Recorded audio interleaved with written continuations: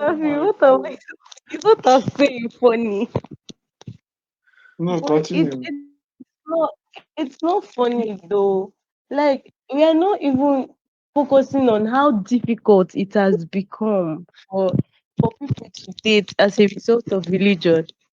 How complex the church community they tend to make religion by making it seem like a barbaric affair. Dating is something you're grounded to do. You're not even supposed to date, and you're expected to marry some way somehow. No one advises or counsels in the church the youths and singles on how to go about dating right, questions to ask their prospective partners whom they are hoping to spend a lifetime with.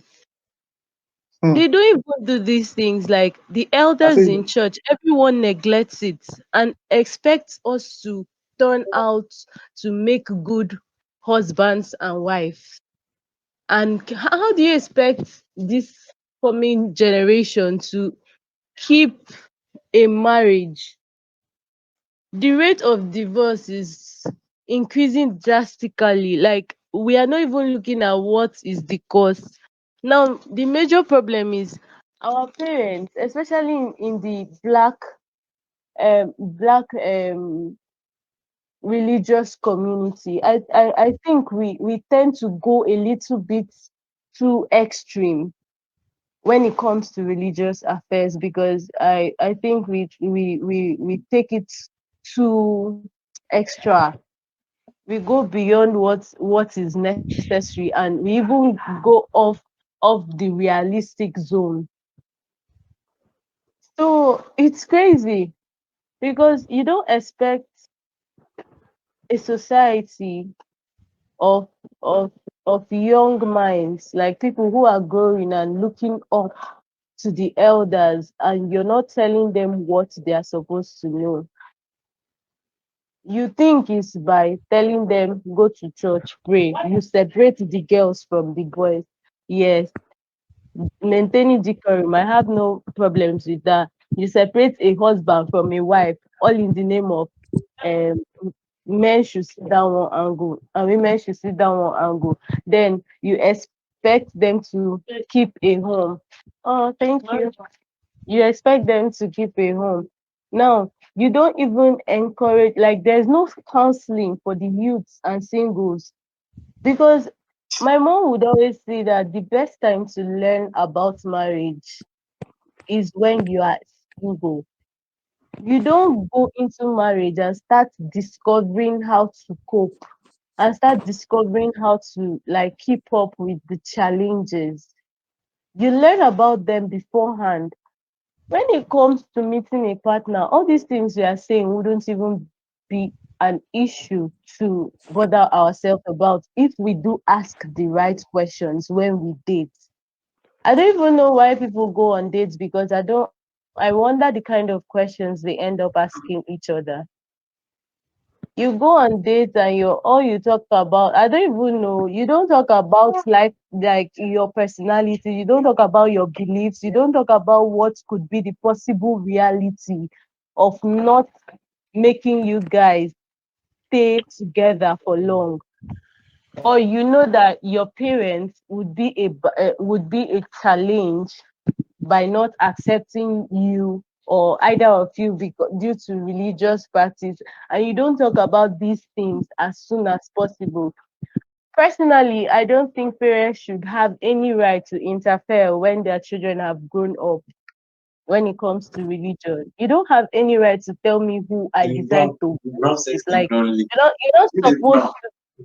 I don't know about you all, but I didn't grow up in such a family. Yes, I grew up in a highly disciplined family, yes. But my parents, as it stands, can never interfere when it comes to me picking a life partner. Because one, I have been given a very good foundation to give them, to make them give me the benefit of doubt. They understand that when I pick a partner, I am looking far beyond religious belief. I am not. putting up with someone to please the church. I'm not putting up with someone to please the religious community. I am putting up with someone whom I can spend a lifetime with, have like established goals Mm. and achievements, and make ourselves proud of each other. So they know far beyond that. And I think the earlier parents get off this barbaric way of thinking that they have every right to influence a child as far as a child was brought up in a particular religious community. It means the child has to live up to their expectations. No. Why are you an adult? Why were you groomed to be able to take life decisions? So I don't understand where we keep letting this religious belief Nah, when it fanatics falls, and when it falls, whatever. I don't understand why. I don't understand why we should let it affect us, because for someone like me, I might end up tomorrow and decide that I want to put up with a Muslim guy, and all I need from my parents is their let's say everything I need from them is counseling. Yeah, they have every right to know what kind of guy, whatever he does. They have every right to ask me the necessary questions about whoever I am picking as a partner. But the least thing they could use to terminate my relationship with my partner is to look at whatever religious belief the person has got. And that's why I think religion is personality. When you understand what I don't even understand, I don't even lay much emphasis about religion, because personally I don't like religious stuff. I believe more in spirituality, and I think when people grow up with a basic knowledge and foundation of knowing God truly and serving Him in truth and in spirit, they would understand that all these segregations is fleshly, and all these things don't matter. All this, I go to apostolic, I go to the Catholic, I worship in the Anglican, I all these things are very, very less necessary. So when we understand God in His magnificent being, you would know that the last thing for you to want to consider is judge someone based off their religious belief. Mm.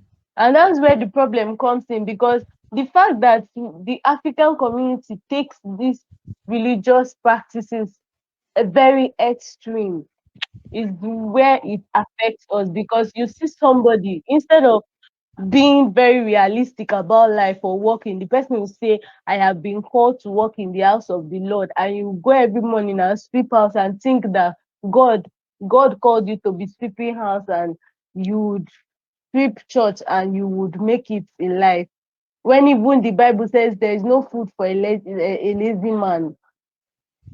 People go too extreme about these stuff that they do not even consider realistic stuff anymore. You now tell somebody that sex, a pastor would proudly be preaching in church that sex is bad, encouraging, spoiling homes, encouraging married couples not to have a good sex life. Like, what are you saying? So many things like that. There are stages to these things. First is the time doing things, like everything in the world is being affected by the factor of time and chance.